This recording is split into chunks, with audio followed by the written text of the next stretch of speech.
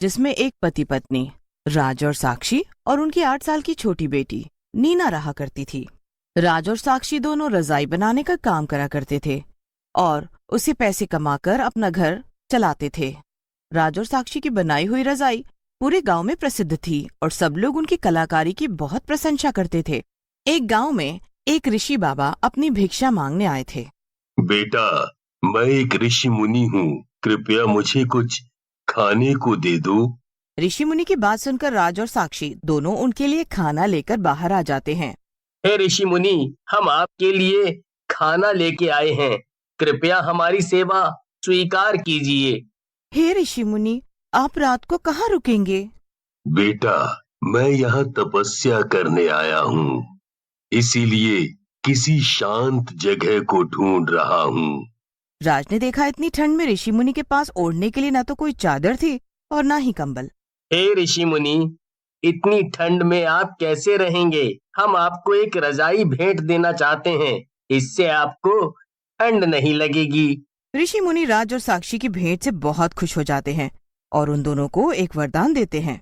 मैं तुम दोनों को एक वरदान देता हूँ, तुम्हारी बनाई हर रजाई में एक जादुई गर्माहट होगी, उसमें प्यार की गर्माहट होगी। चाहे कोई कितना ही बुरा इंसान होगा, वो इस रजाई को ओढ़कर प्यार महसूस करेगा और वो एक अच्छा इंसान बन जाएगा। हे ऋषि मुनि, आपका बहुत बहुत शुक्रिया। इतना कहकर ऋषि मुनि अपनी तपस्या के लिए निकल जाते हैं। इस वरदान के बाद राज और साक्षी के बनाए गए रजाई की प्रसिद्धता और बढ़ जाती है और उनकी बिक्री भी खूब हो जाती है। एक दिन साक्षी के साथ अनहोनी हो जाती है। साक्षी जब रजाई के लिए रुई लेकर घर वापस आ रही होती है, तभी उसकी बैलगाड़ी लड़खड़ाने की वजह से खाई में गिर जाती है और उसकी वजह से उसकी मौत हो जाती है। पूरी रात गुजर जाती है पर राज को साक्षी के बारे में पता नहीं लग पाता। राज आधी रात को ही साक्षी को ढूंढने चला जाता है। अरे राज भाई, क्या हुआ?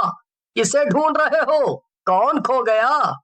इतना वक्त हो गया और साक्षी घर वापस नहीं आई। अरे तो अकेले क्यों ढूंढ रहे हो? मैं भी मदद कर देता हूँ। गांव वाले थोड़ा आगे जाकर देखते हैं, खाई में कोई औरत गिरी पड़ी है। गांव वाले जल्दी से राज को खबर देने जाते हैं। राज जैसे ही साक्षी को देखता है, वो बहुत रोता है। राज साक्षी के बिना बहुत कमजोर पड़ जाता है, जिसकी वजह से वो काम पर भी ध्यान नहीं दे पाता। एक दिन राज की बेटी नीना रोती हुई स्कूल से वापस आती है। पापा, स्कूल में मैडम ने सबके सामने बहुत डांटा। क्यों बेटा, तुमने कोई गलती करी थी क्या?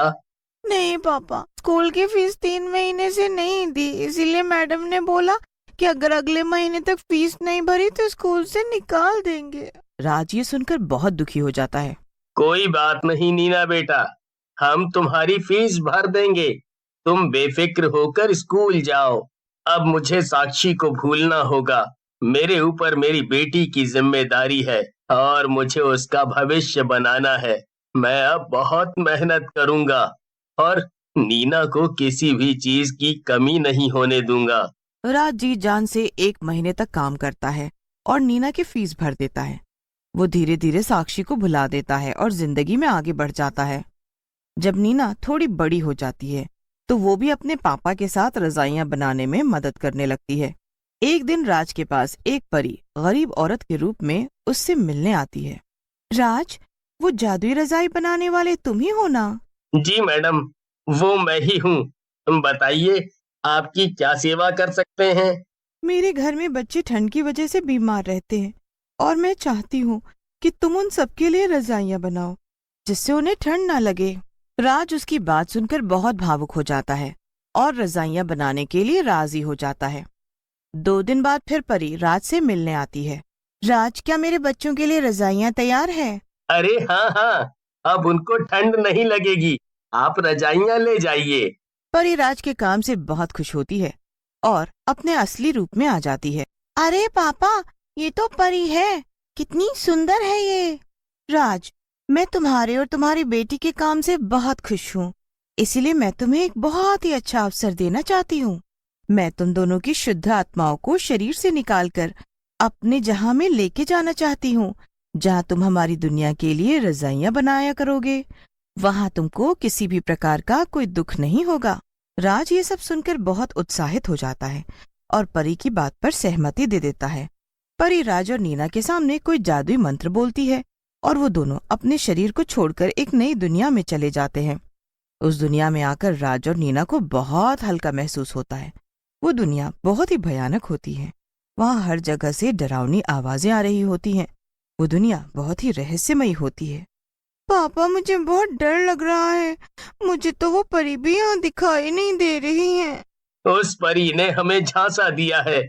वो हमें भूतिया दुनिया में ले आई है और हमें भूत बना दिया है। पापा, हम यहाँ कहाँ रहेंगे और हम तो यहाँ किसी को भी नहीं जानते। तभी उनके सामने एक चुड़ैल प्रकट हो जाती है। कैसी लगी हमारी दुनिया? पापा, चुड़ैल, यहाँ चुड़ैल है। तुम कौन हो? हम यहाँ क्या कर रहे हैं? तुम दोनों ने मुझे नहीं पहचाना। मैं वही परी हूँ जिसने तुम्हें नई दुनिया में आने का वादा किया था। यही है वो नई दुनिया। अब तो तुम यहाँ आ गए हो। अब तुम मेरी मर्जी के बिना यहाँ से बाहर नहीं जा सकते और न ही तुम्हें तुम्हारा शरीर मिल सकता है। तुम्हारा मुझसे और मेरी बेटी से क्या काम है?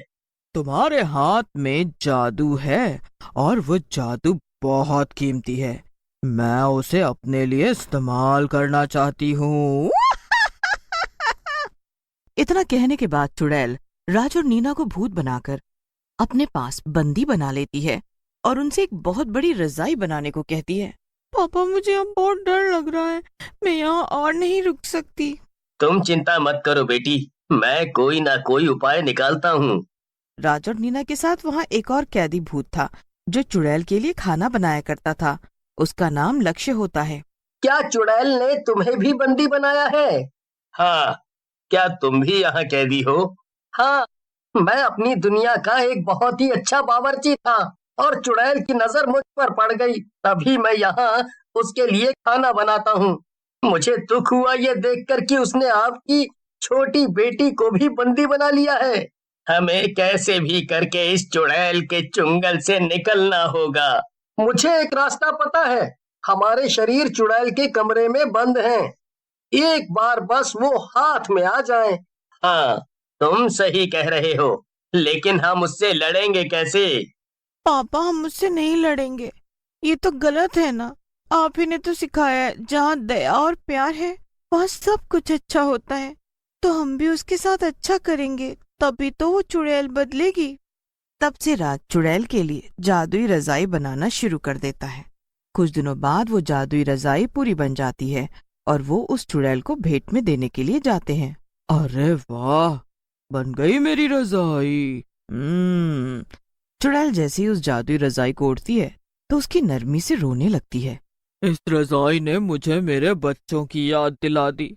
मैं जब जिंदा थी तो बहुत गरीब थी और मेरे 2 बच्चे भी थे। मेरे पास ओढ़ने के लिए सिर्फ एक चादर थी और ठंड से मेरे बच्चों को बहुत ठंड लगती थी। एक तो भूख, ऊपर से ठंड, जिसकी वजह से मेरे बच्चे बीमारी से मर गए। चुड़ैल को अपने बुरे कर्मों का एहसास होने लगा था और उसे बाकी सब पर भी तरस आने